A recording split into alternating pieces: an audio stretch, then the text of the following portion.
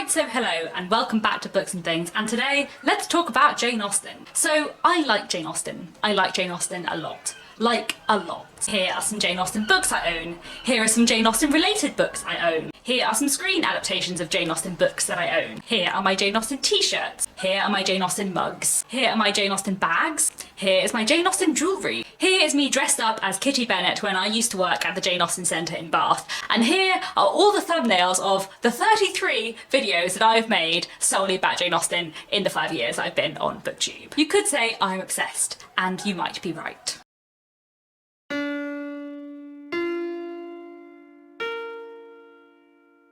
So, hello, welcome back to Books and Things, and welcome to Jane Austen July 2020. This is the third year that Jane Austen July, a readathon celebrating all things Austen, is being held. If the intro to this video felt a little bit familiar to you, that's because this is the second time I'm making this video. I've made a lot of videos about Jane Austen in my time, but one of the first videos I made on this channel about Jane Austen was a video called Let's Talk About Jane Austen from, I think, more than 4 years ago now, where I talked about Jane Austen and the reasons that I liked her as a sort of introduction to my love of Jane Austen. And I wanted to do that video again. Obviously that video already exists on my channel, and I'm not going to be saying exactly the same things today because my opinions about Jane Austen always change. There are new things I'm always discovering about why I love her. But I wanted to do a kind of introductory video to Jane Austen July, talking about my love of Jane Austen, and I've already done quite a few of those videos, so I'm sorry if some of this feels familiar, but I can never resist the opportunity to talk about how much I love Jane Austen. She is one of my absolute favourite authors. I'm sorry if there's lots of background noise outside. It is way too hot today to film without the windows open. So Jane Austen, I think I usually say, is like my second favourite author, or maybe my joint second favourite author, or my second or my third favourite author. Charles Dickens is definitely at number one, and then Jane Austen and Elizabeth Gaskell kind of vie for second place. They're probably both my second favourite authors. But although Gaskell and Dickens are also up there in my author love, I feel like Jane Austen is the author who I love most as a person, rather than just a writer. Like, she's the author whose life I know the most about. She's the author who I find the most fascinating. I think she is the author who I have read the most in full, in that I've read nearly everything that you can read by Jane Austen, which is not the case of every author that I love, and not the case with Dickens at all, though I've read all of his completed novels. There's tons of his short fiction that I haven't yet read. So there are a lot of things that I love about Jane Austen. She's been one of my favourite authors for a very long time. I first read Pride and Prejudice, my first Austen, when I think I was about 13 years old. I've studied some Jane Austen at school and at university, and I've spent a lot of my life reading Jane Austen. And as I mentioned, I used to work at the Jane Austen Centre in Bath. I think I have read Pride and Prejudice at least 10 times, and I've read all of the rest of her books twice or more. First, I'm going to tell you some reasons why I like Jane Austen. Some of these might be similar to the reasons I've said before, some of these might be different, and then I'm going to quickly go through Jane Austen's novels. One of the big reasons why I love Jane Austen's books is because of her characters and her character development. I think she has incredibly complex and intricate and interesting characters who are truly fascinating in so many ways, both the heroines and the heroes, and also the nasty characters, the characters that you love to hate, the characters that are silly and ridiculous, or the characters that are spiteful and mean. All of her characters, I think, are really complicated and interesting and intricate, but also I think she has brilliant character development across her novels, which is really interesting because this isn't something that I typically find in literature from the period of Jane Austen.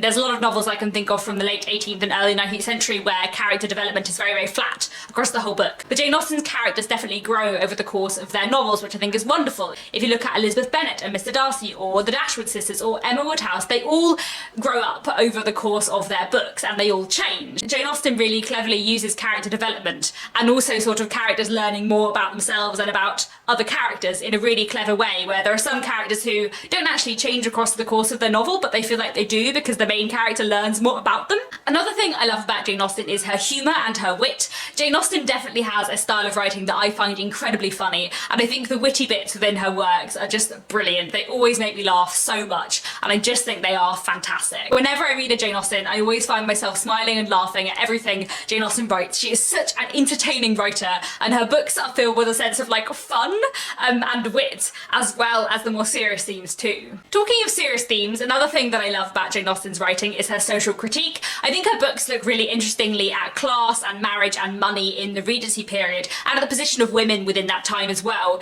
in a way that I find fascinating. I think what she has to say about what it means to be a gentleman or a lady, and what people aim for in marriage, and what society thinks they should aim for in marriage, I think it's all fascinating stuff. Her central female protagonists are always really interesting characters, and the way they interact with the society around them and what their society expects of them and what they expect of themselves is just all fantastically and fascinatingly dealt with in Jane Austen. But as well as the social critique, I love Jane Austen's love stories. I think she writes truly fantastic love stories, and I think that's one of the reasons why so many people love her books, because they have that perfect balance of interesting themes but also a really compelling, brilliant love story. And not all of her books are hyper romantic, but the love stories that are present within her work, I think especially in Pride and Prejudice, Persuasion and Emma, which I think are the three with the best love stories, they are incredibly compelling and beautiful love stories, cleverly drawn and entirely believable, and I love that about her books. Another thing I love about Jane Austen is her writing style. I know I've spoken a little bit already about the humour in her writing, but there's so much more to her writing than that. I really enjoy the clarity and the cleverness of her writing style, and I really enjoy her use of free and direct discourse,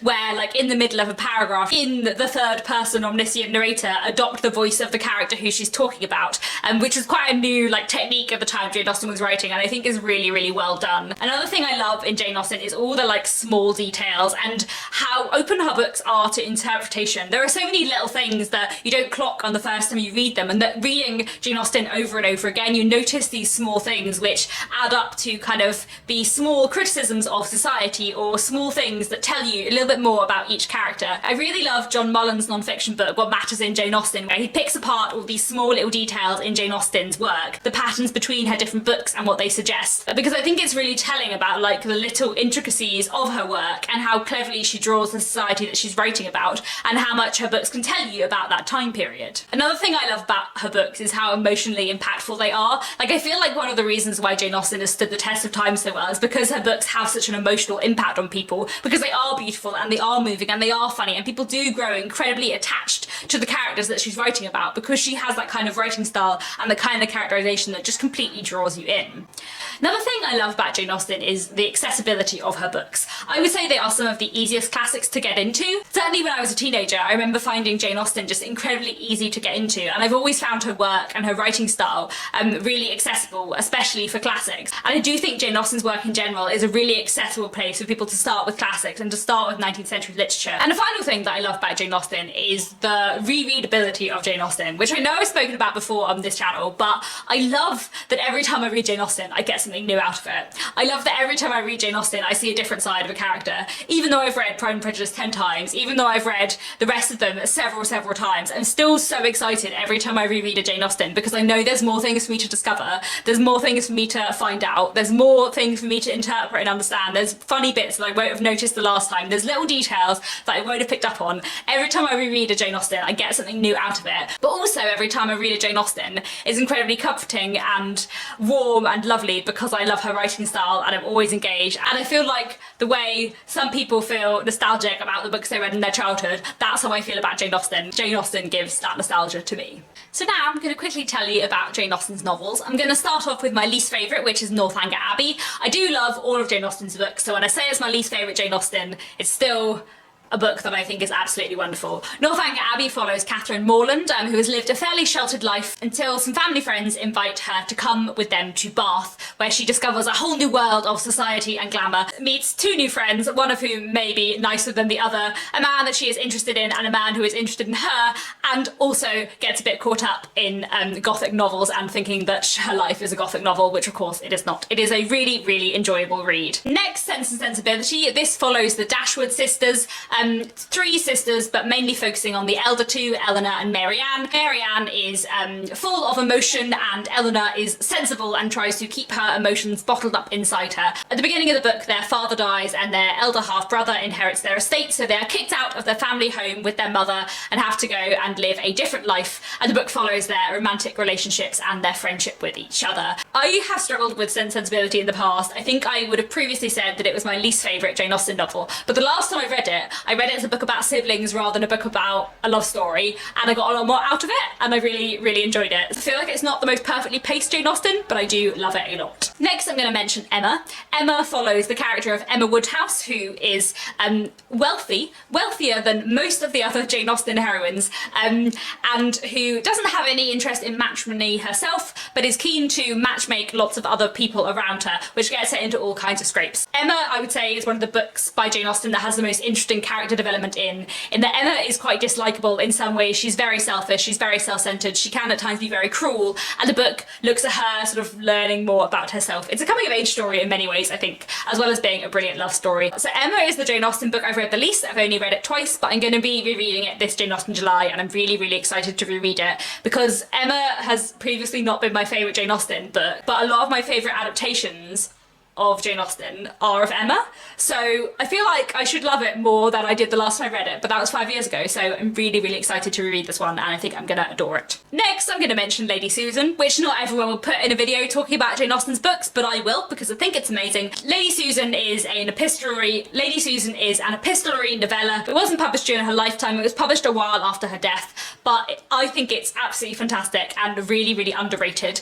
It's quite short, like I said, it's a novella, but it follows the character of Lady Susan, who is a rather atypical Jane Austen heroine. She's in her 30s, she's sly, manipulative, unrepentant, a massive flirt, and looks out for herself and doesn't really care about anyone else. And basically the book follows Lady Susan getting into all kinds of scrapes and what the rest of her wider family think of her, and it is wonderful in so many ways. Imagine like an older Caroline Bingley. It's just fantastic. Next, I'm going to mention Persuasion. Persuasion is a wonderful love story and one of the most romantic of Jane Austen's books, I would say. This follows the character of Anne Elliot. She's in her mid to late 20s and she is unmarried, but several years ago she was engaged, and she broke off her engagement after her family persuaded her that the man that she was engaged to did not have good enough prospects to be married to her. And then several years later this man comes back into her life and we follow what happens from there. It's a wonderful novel, really, really beautiful. I absolutely love it. My second favourite Jane Austen is Mansfield Park, which I think is incredibly underrated and I love massively. This follows Fanny Price, who is from the sort of lower middle class, but as a child is sent to live with her wealthy relations, her wealthy uncle who is a baronet, and she grows up with his 4 children who treat her like an outsider in many ways because she is their poor relation effectively. And this book looks at Fanny growing up, coming into her own, finding her place in the world, and also her friendship with her cousin Edmund, the one cousin who doesn't kind of dismiss her.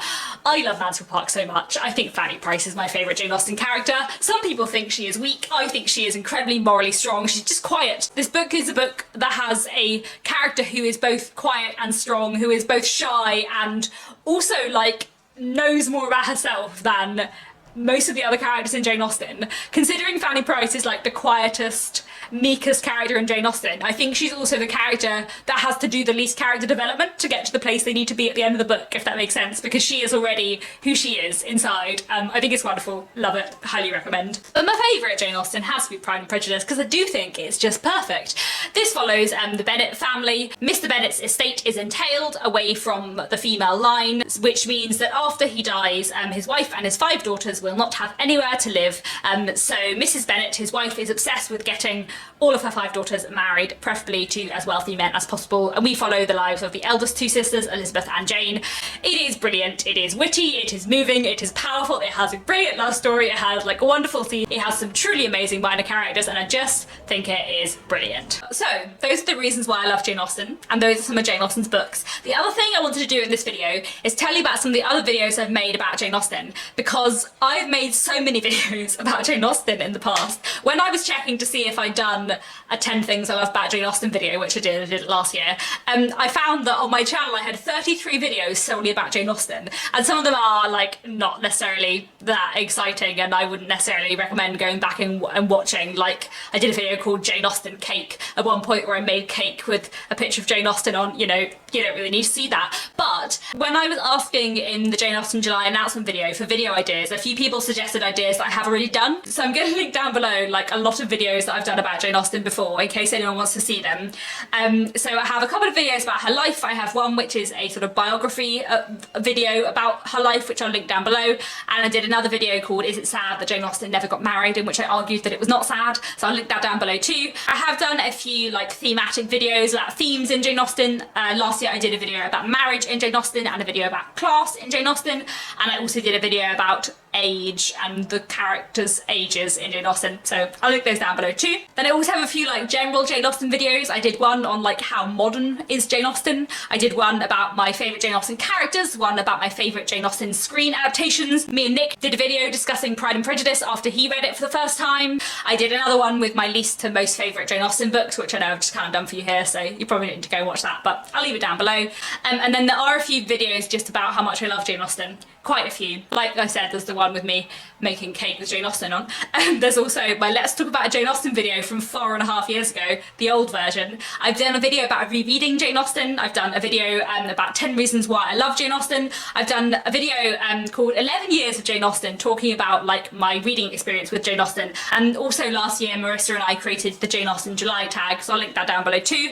And I do also have individual book reviews of all of the 7 books that I just spoke about, though they are quite old, and my opinion on some of them, especially Sense and Sensibility, I would say has changed a bit, so feel free to go watch them, but they might be a little bit out of date. And I think that's all I wanted to say. Basically, I just wanted to make an introductory video for Jane Austen July, telling you that I love Jane Austen a lot and not much else. So I hope this video is interesting and useful. Please do let me know down in the comments if you're taking part in Jane Austen July, if you like Jane Austen, what you're planning on reading for Jane Austen July, and if you have any video ideas for Jane Austen July, do let me know. Like I said, I've made 33 videos just about Jane Austen, so I have some ideas for Jane Austen July. You know, there'll be some vlogs. I've got some thematic stuff vaguely planned, some things about Jane Austen retellings. There's going to be a video all about Mr. Collins and nothing but Mr. Collins, so you know, look out for that. But any ideas are always welcome, so leave them down below. And that's it. Thank you very much for watching, and I'll be back very soon with another bookish video.